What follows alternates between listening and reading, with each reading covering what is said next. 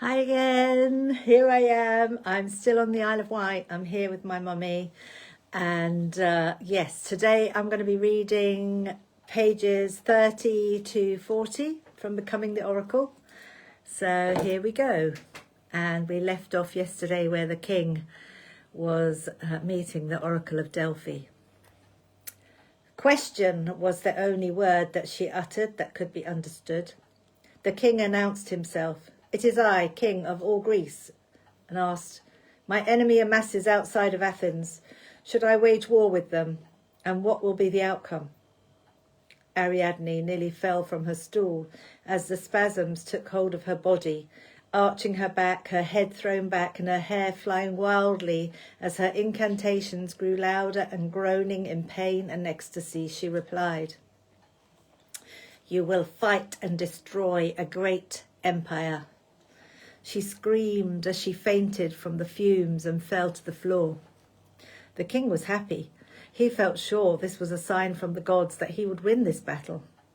With a renewed confidence, he turned and left, swinging his heavy red cape behind him.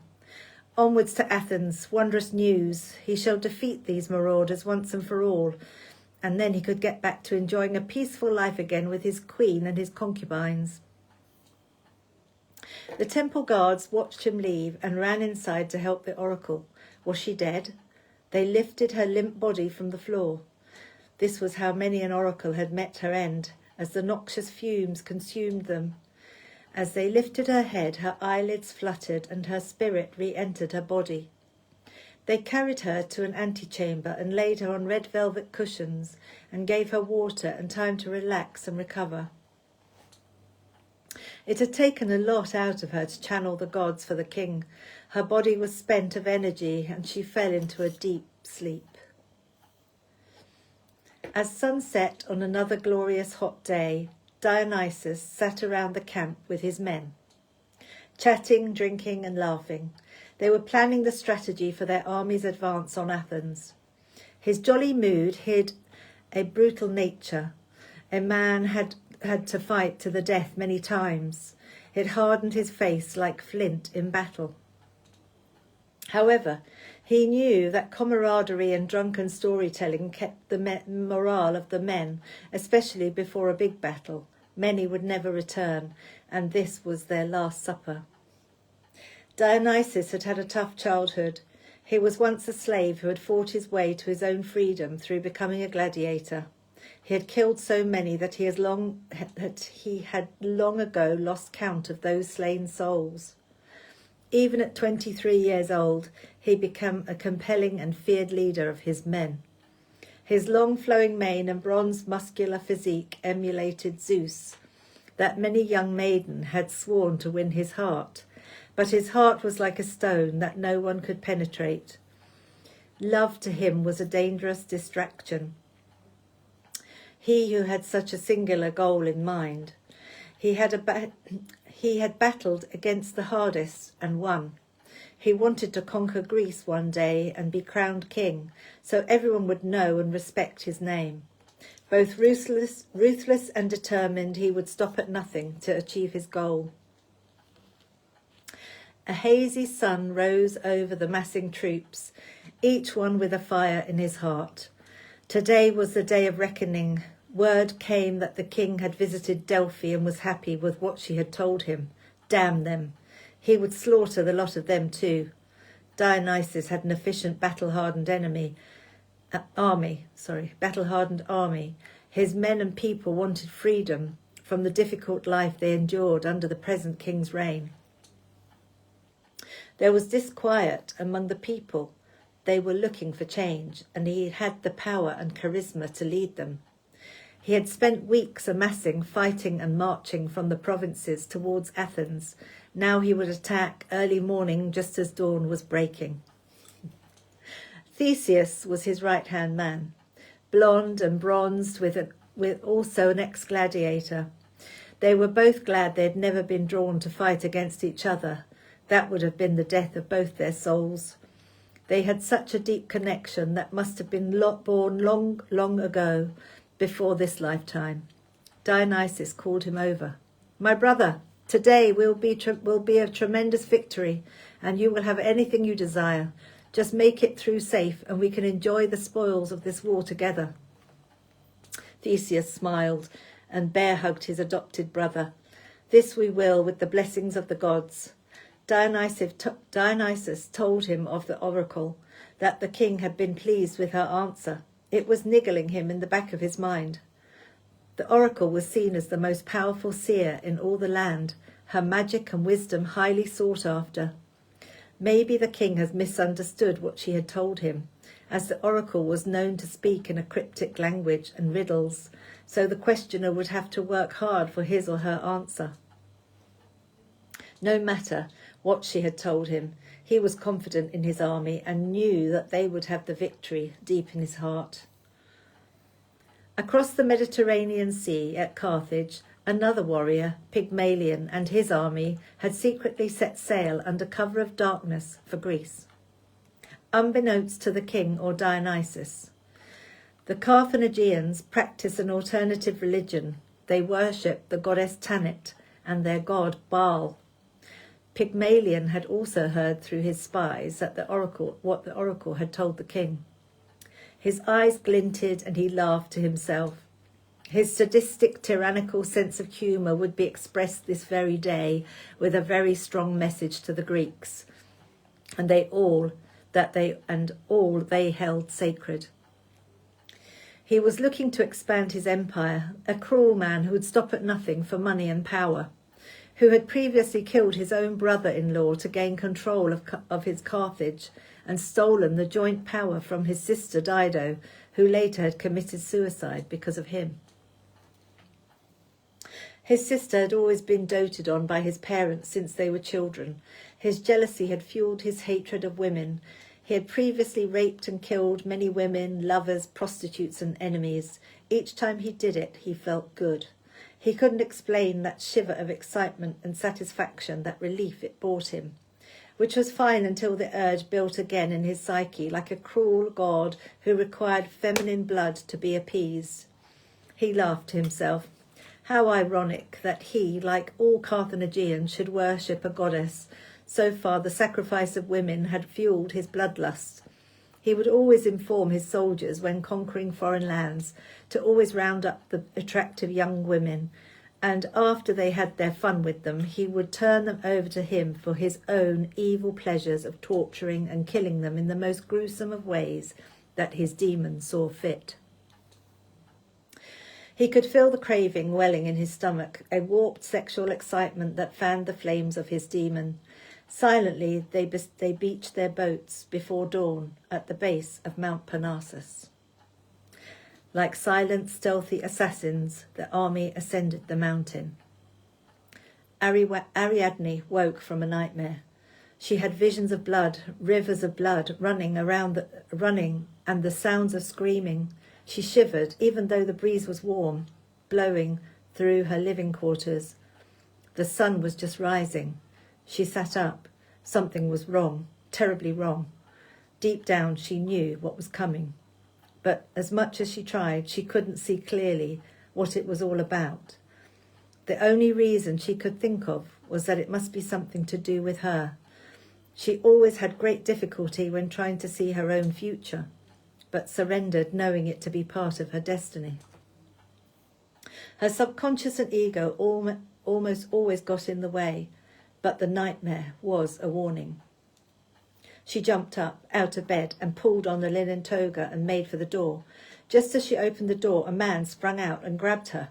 She tried to scream, but he put a large hand over her mouth. She struggled and kicked, but he was too strong and easily overpowered her, pushing her back on the bed. He ripped her dress from her and grabbed her breasts and released himself so he could penetrate her. All the soldiers knew there were many virgins at Delphi, all the more exciting to rape and pillage. It was Pygmalion's right to rape the oracle. The men drew a lottery as to the order which they would get their turn. All these girls would know what it was like to service many men before they would slaughter them all. But a little fun first. Ariadne did the best to fight off the king, but he held her down with his body weight. He held both her hands over her head with one hand and forced open her legs. She was fair and beautiful. Yes, he would enjoy this one, and when they were all finished and satisfied, they would torture and mutilate them. Their necks would run a river of blood right through the temple of Apollo. That would send a message to the Greek king, written in the oracle's own blood, and that of her handmaidens.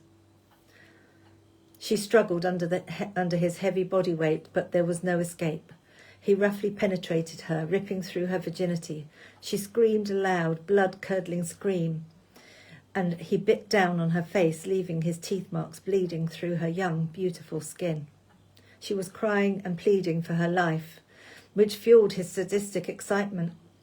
She knew she was going to die, and he would prolong this torture as long as possible. It gave him great pleasure to watch her beg. He tied her hands to the bed and turned her over. He took his whip and gave her 10 lashes on her back and buttocks. Her screams echoed around the courtyard outside, where there was a horrific bedlam taking place. His men had rounded up the young and beautiful handmaidens and the older high priestesses whom they slaughtered on the spot. There was no mercy. The young girls screamed at the sight of their family massacred right before their eyes. These were the only family they had ever known, priestess mothers slain mercilessly.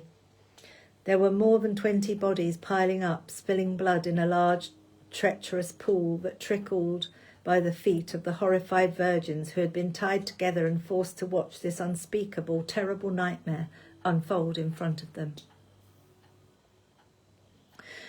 As the last of the high priestesses was killed, the terrified girls realised that next it was their turn. They struggled to free themselves from their bonds. Olifera managed to wriggle free. Athena shouted to her sister through her tears, "Go, Olifera, don't stop, don't look back." She took off running and hid behind one of the treasury buildings. She could hear that inside it was being looted of all the offerings of fine gemstones, gold, silver, silks, expensive perfumes, exotic oils and spices. The men were loading their stolen treasures onto the horses with panniers for saddles. They had come prepared. She needed to find a way past them without being seen, and remembered that she had once noticed a small gap in the wall behind the treasury. She ran whilst the coast was clear, her heart racing and pounding heavy in her chest. She reached the gap and scrambled through.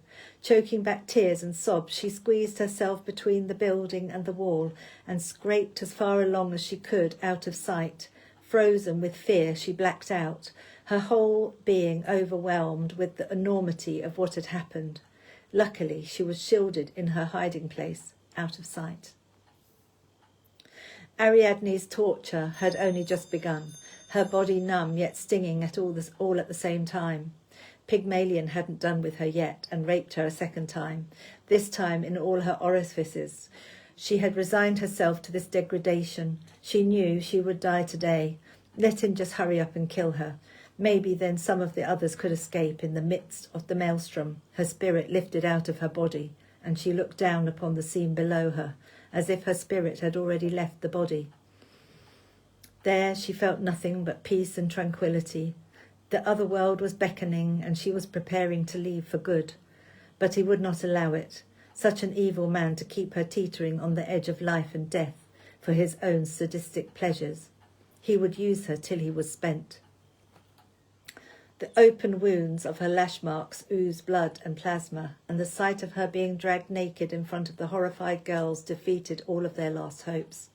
Shock and horror reigned in their faces. Ariadne, half dead, was raped in front of them more than a dozen times. Luckily for her, she had become unconscious half the way through, and when they were done, they dragged her battered body off to the temple of Apollo, where they garroted her round the neck and laid her on the altar and slit her throat wide open. The strangulation built up the pressure, and the blood flowed hot and angry into the crevices under the tripod stool where she used to sit. The earth tremoured, and the sky turned dark, as if with brooding anger. Even though it was still morning, the thunder clouds rumbled in the distance. Some of the men thought they had been cursed for what they had done, but dared not show their fears to their leader, as he would kill them on the spot. For sure the gods were displeased.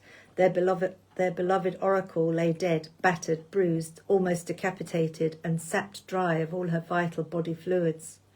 The terrified girls struggled hard to escape their bonds, knowing that their fate was yet to come. Their fear was palpable. They cried and screamed and sobbed, begging for their lives. The soldiers grabbed them roughly one by one and carried them off to the dwellings to rape and murder further. A more senior officer grabbed Athena, who struggled to escape, but he held her tight. Yes, he was going to enjoy deflowering this little virgin. She cried and pleaded, "Please stop, please don't do this," landed on deaf ears. He was happy he had had the pick of the bunch, and this one was by far the prettiest. No way was he letting this one slip through his fingers. He dragged her over to the dormitory wing, looking for a place to go. He wanted some privacy from the others so he could take his time to initiate this little witch into the world of sexual torture before she too would end up like the oracle. After all, better to wipe them all out in one foul swoop so they could never practice their sorcery ever again. He threw her down on the bed and quickly mounted on top of her. Freeing his phallus, he was more than excited, ready to pounce. His head pinned her head to the pillow. She couldn't move. She tried to scream, but all the air had been knocked out of her. He shoved himself greedily inside of her, and the pain ripped through her whole body, violated and debased, her spirit disconnected. Even in this state, she tried to forgive him. He didn't know what he was doing. Demons had taken over all of them. He then flipped her up and slapped her hard against the wall, and entered her from behind and ripped her skin. She was shaking and sobbing uncontrollably. She prayed so deep in her soul that this had all been a terrible nightmare, as he assaulted her a third time from behind. Somewhere in the depths of the universe her prayer was heard. All of a sudden, a shockwave hit her from behind as someone clubbed the officer over the back of the head. He reeled backwards from the onslaught, turning towards his attacker, one of the priestesses who had hidden when the initial onslaught happened. She screamed at Athena, "Get out of here, run, you're our only hope." A superhuman strength overcame her body. The adrenaline coursed through her veins and her legs, and she was off, running as if she was in the Olympic Games, if women were allowed to partake. Out in the courtyard she stopped, looking for cover, for a hiding place, as all the entrances were covered with soldiers. There was nowhere to run without getting caught. She had to move fast. There was only one option to hide in. In the dark, shaded corner was the well. She opened the lid and stared into the darkness below. Someone had put a ladder down, which disappeared into the shadows. She climbed in and pulled the lid back across the opening and started the long climb down into the darkness. Hopefully Hades did not find her here, deep in the underworld. She stifled her sobs for fear of being found. The well was deeper than she thought. Her mind was reeling as to what was happening to her. Beautiful sisters and oracle family. As she neared the bottom of the well, she realised that she was not alone down there.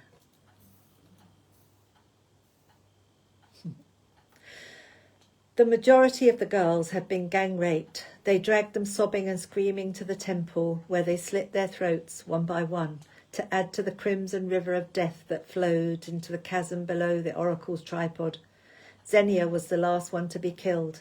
Her two sisters instinctively knew from the stabbing pain gnawing at their hearts that their younger sister had departed this world. An eerie mist rose out of the fault line that ran beneath the tripod stand. It swirled and eddied in wispy columns, even though there was no breeze or wind. The soldiers started to back out of the temple. "It is cursed," they muttered to each other under their breath. The mist continued to form into the form of the oracle and her sisters, whose bodies lay slain all over the temple floor. The supernatural apparition moved silently, gliding towards the soldiers that had slain them, each one honing in on the person who had taken their life and passing right through them, leaving them covered in ectoplasmic goo. Terrified they ran, some screaming, having lost their minds. They had been cursed. The Greek gods were angry now. It was their turn to take vengeance for these deaths. The deaths of these pure priestesses was the only punishable one way, and that was death by insanity. Pygmalion stood by, impassive. He was the only one unaffected by this curse, as his priests had made him powerful amulets through their magic sorcery. He watched his legion going crazy, screaming and crying, some killing themselves with their own swords and others jumping from the cliffs nearby. Bedlam and mayhem reigned. Murder, now suicide. I'm sorry, that was quite horrific, and yeah, that scene was, yeah. But anyway, I will be reading some more tomorrow, and yeah, this is life in the ancient world. This is what went on. Anyway, sending you all much love and blessings from the Isle of Wight, and I'll see you all again tomorrow. Take care. Lots of love.